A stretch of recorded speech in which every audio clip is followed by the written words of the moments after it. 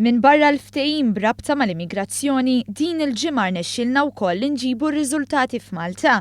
Il-Maltin stess investew 300 miljun euro fi proġett ta' kwalità li se jfisser 1500 post ta' xogħol ġdid. Dwar dan tkellem il-Prim Ministru Joseph Muscat li fakkar f'dak li dejjem sostna li tul il-Presidenza tal-Kunsill tal-Unjoni Ewropea iċ-ċittadin Malti mhux se jingħata l-ġenb. Keħsiebna faw Malta. Fil-ġimgħa meta kulħadd ħasibna medijin fl-istilel, ġibna l-ikbar investiment Malti ta' kull żmien. Dan huwa proġett fejn dak li jkun lest iħallas aktar għax se jingħata kwalità aħjar għas-servizz u għall-Kamra tal-Lukanda. Għaldaqstant saħaq il-Prim Ministru min jimpjega jrid iħallas aħjar, b'hekk tkun indirizzata l-problema tal-qatt kif ukoll il-kwalità tal-ħlas tal-ħaddiema.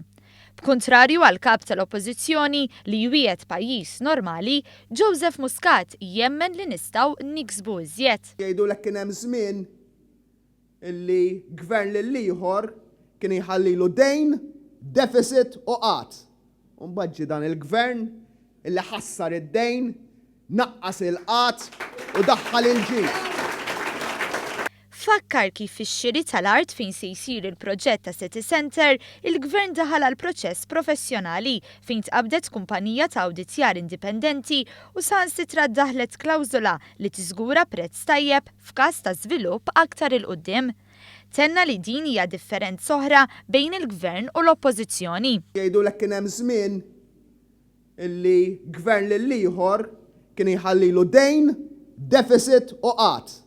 U mbagħad ġie dan il-gvern illi ħassar id-dejn, naqqas il-qatt u daħħal il-ġid.